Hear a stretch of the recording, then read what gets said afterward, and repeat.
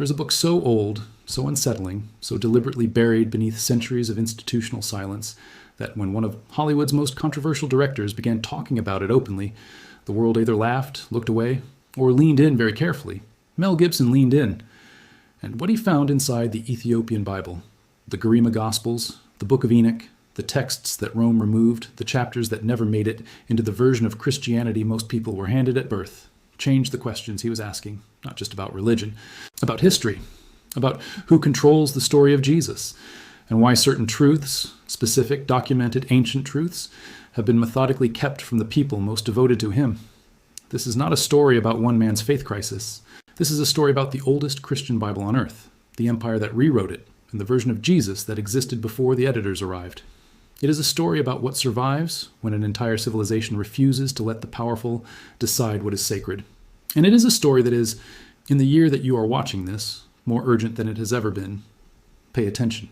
Because once you understand what the Ethiopian Bible actually contains, you will never read the standard text the same way again. Let us begin with a question almost nobody asks. Why is the Ethiopian Bible different? Not slightly different. Not the kind of difference that can be explained away as regional translation variants or minor liturgical preference. Profoundly, structurally, theologically different in ways that raise fundamental questions about how the version of Christianity the Western world was given came to be the version that was given.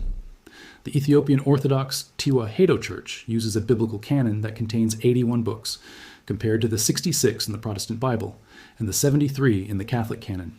That is not a minor variation. That is an entirely different library. Dozens of texts that billions of Christians have never read, never been told existed, never been offered the opportunity to engage with. Texts that were considered sacred, authoritative, and spiritually essential by early Christian communities, until powerful institutions decided they should not be. The Ethiopian Bible includes the Book of Enoch, the Book of Jubilees, the Shepherd of Hermas, the Ascension of Isaiah, the first and second books of Maccabean, which are entirely distinct from anything found in the Catholic tradition. Texts that were circulating among early Christian communities in the 1st and 2nd centuries, quoted as authoritative by the Apostolic Fathers, treated as genuine scripture by communities across the ancient world, and then systematically removed, quietly unfunded for copying, left untranslated, allowed to disappear from the libraries of the faith that had built itself, in significant part, on the cosmological framework they provided. Why? That question leads somewhere most people are genuinely not prepared to go. Because the honest answer implicates not heretics or enemies of the faith, but the very institutions that have defined and transmitted the faith itself. The answer begins not in Rome. It begins in the highlands of Ethiopia, in a monastery perched at the edge of the known world, where the oldest illustrated Christian manuscript on earth has survived for 15 centuries without imperial protection, without Vatican preservation, without climate-controlled archives or armed security details, the Garima Gospels.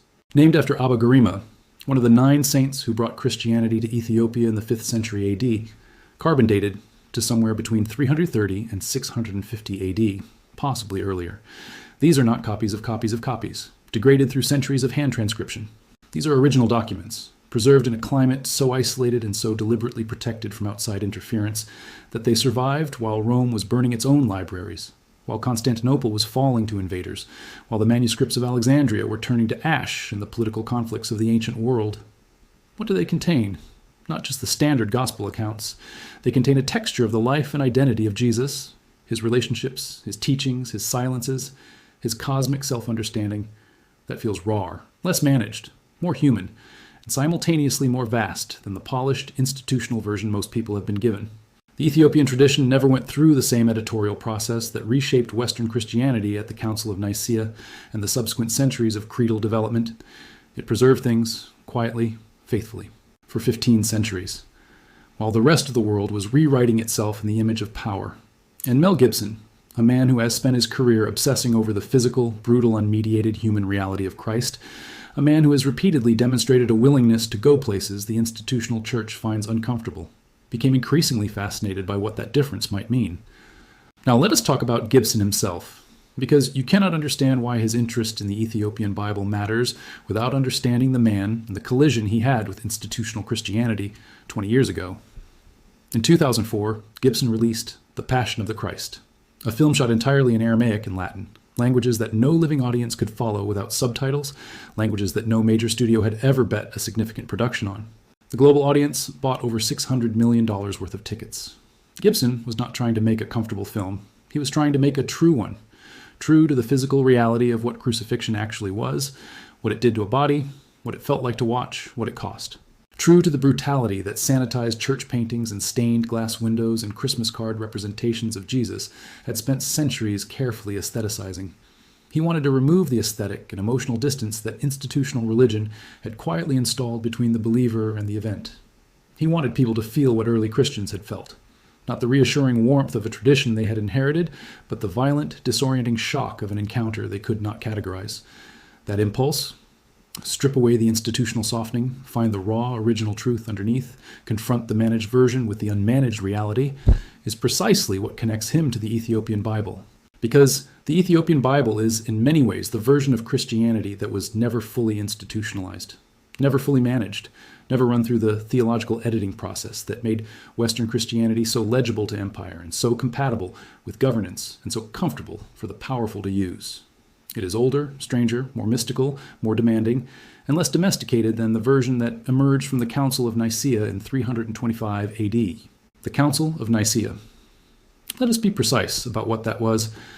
325 years after the death and reported resurrection of Jesus of Nazareth, the Roman Emperor Constantine, a man who had converted to Christianity for reasons that scholars still actively debate, a man who had not been baptized, a man who would not be baptized until he was on his deathbed, a man who continued to use pagan solar imagery on his coins throughout his reign, convened a council of bishops to settle disputes about the nature of Jesus and the organization of the church. The council did not assemble the books of the Bible from scratch. That process was longer and more diffuse, but Nicaea and the subsequent councils that followed it created the institutional and theological framework within which certain texts would continue to be copied, translated, and distributed, and within which other texts would gradually become marginal, suspect, and eventually invisible. The Ethiopian Church was already established before Nicaea. It operated, for significant periods of its history, outside the direct institutional influence of Rome and Constantinople. The Book of Enoch is where this gets genuinely, uncomfortably extraordinary. Enoch appears briefly in Genesis, one of the most cryptic figures in all of Hebrew and Christian scripture. He lived 365 years, a number that mirrors the solar calendar in ways scholars consider deliberately significant, and then the text says simply that he was not, for God took him. No death. It describes the knowledge the Watchers shared with humanity, the forging of metal weapons, the reading of astrological signs, the making of medicines and poisons, the techniques of warfare, the arts of adornment and seduction and enchantment. Knowledge that simultaneously accelerated human civilization and placed in human hands capacities they were not ready for. A gift that became a catastrophe.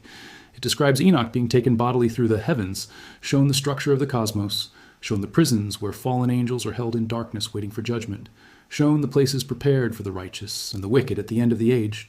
It is an astonishing document, wide-ranging, specific, theologically dense, and strikingly consistent with concepts that appear throughout the New Testament. Most significantly, the Book of Enoch describes a figure called the Son of Man, a pre-existent divine being hidden from creation since before the foundation of the world, who will ultimately be revealed and will sit on a throne of glory and execute final judgment over all of humanity and all of the angelic powers that have corrupted the world. Now open the Gospel of Mark. Listen to how Jesus speaks about himself.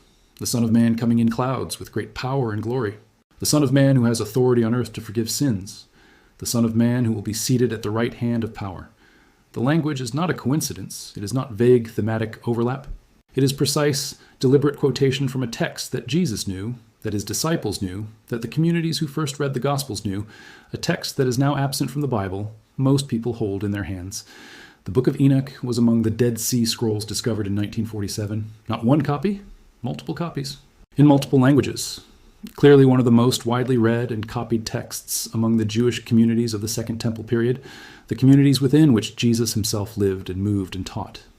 Either Jesus was directly quoting and identifying himself with the Enochian Son of Man, in which case the Book of Enoch is load-bearing structure for understanding what Jesus believed about himself and what his earliest followers understood him to be claiming. Or the Gospel writers frame Jesus' self-identification within the Enochian tradition, using language their audience would immediately recognize and understand. Either way, the Book of Enoch is not peripheral. It is not supplementary. It is foundational.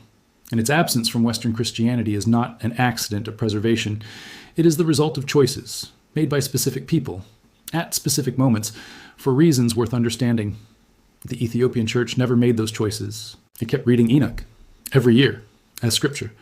And if you read the Gospels without it, you are reading a text full of references and claims whose full weight and meaning you no longer have access to.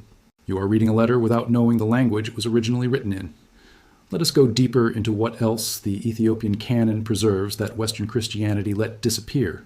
The Book of Jubilees, sometimes called the Little Genesis, retells the early books of Scripture in extraordinary detail.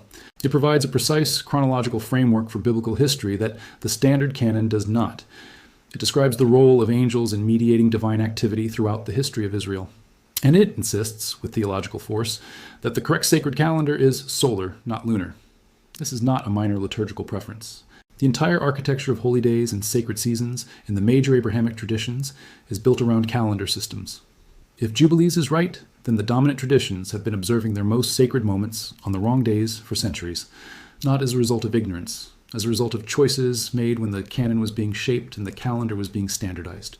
The Ethiopian church follows a different calendar. 15 centuries of consistent practice, grounded in a theological tradition that the Western world discarded. The Ascension of Isaiah presents an even more provocative cosmological framework. In this text, the prophet Isaiah is taken through the seven heavens in a vision and witnesses something staggering. The pre-existent Christ, the divine Son, preparing to descend through the layers of creation. At each layer, each heaven with its own ruling powers and its own spiritual hierarchy, the Son deliberately disguises himself, taking on the appearance of the beings native to that level, so that the powers ruling it do not recognize who he is. Think about what that means.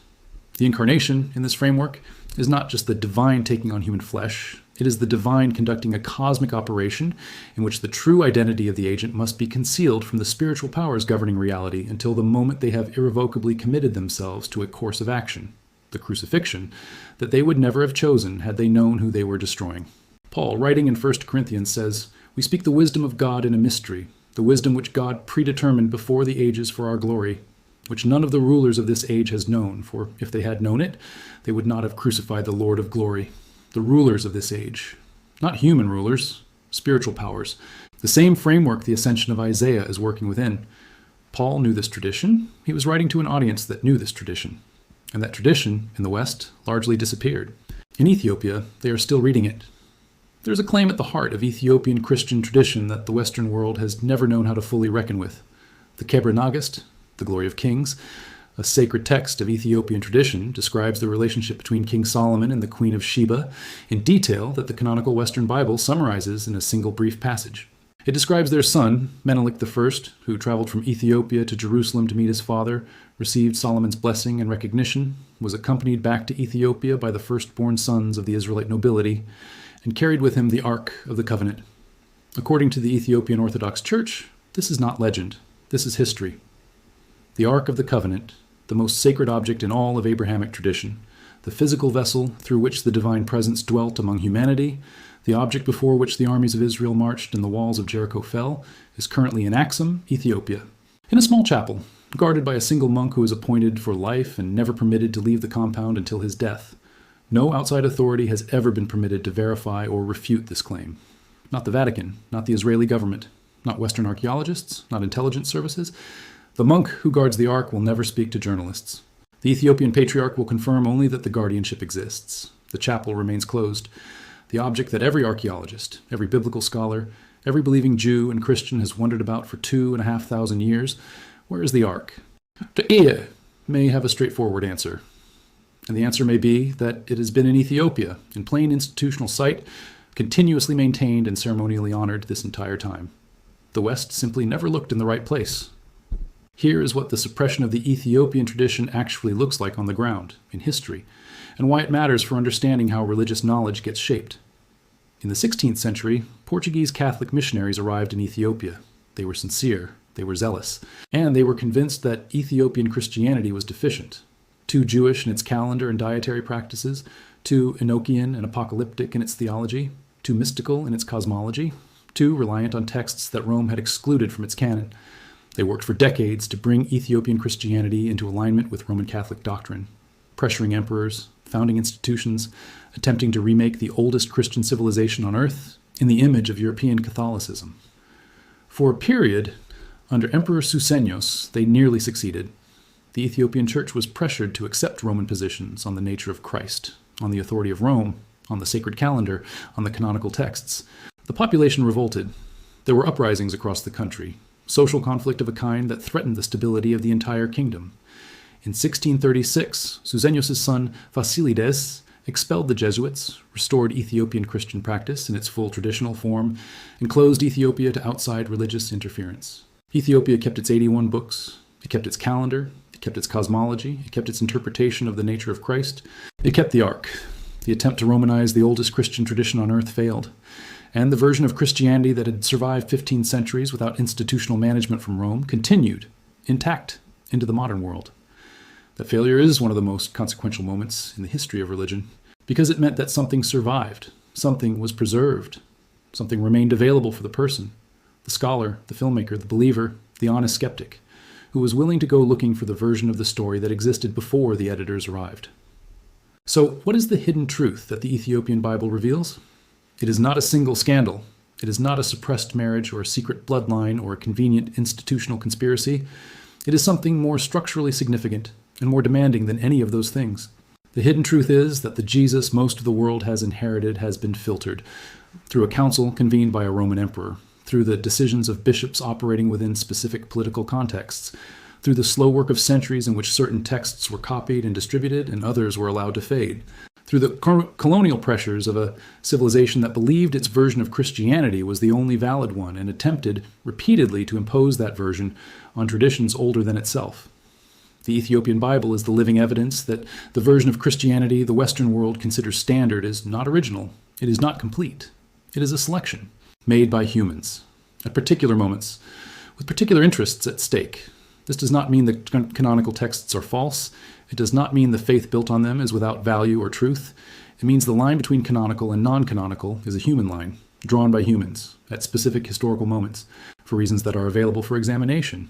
And Mel Gibson, with his filmmaker's instinct for the unmanaged reality beneath the managed surface, with his theological hunger for the Jesus that existed before the aestheticization, before the stained glass and the Christmas cards and the comfortable institutional reassurance, Gibson has followed that line back to its origin, and the origin keeps pointing toward Ethiopia, toward 81 books instead of 66, toward the Book of Enoch and the Son of Man language that Jesus used about himself, toward the ascension of Isaiah and the cosmic deception of the crucifixion, toward the Jubilees calendar and the solar year that the dominant traditions abandoned, toward the chapel in Axum, where a single monk keeps a vigil for something that the Western world has spent centuries claiming is lost.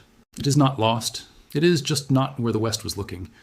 The Ethiopian Bible has been there all along, in its ancient Ge'ez script, in its 81 books, in the monasteries carved into cliffs and perched on mountains that no army of institutional Christianity ever fully conquered, waiting for the question to be asked with enough honesty to reach it. Mel Gibson went looking, and whatever he found, whatever continues to drive the film he cannot seem to finish, whatever keeps expanding the scope of the story he is trying to tell, it is not something that fits inside the version he was given. It never was. And now that you have heard what the Ethiopian Bible actually contains, you understand why. The question is not whether there is a hidden truth about Jesus. The question is what you're going to do now that you know where it has been waiting.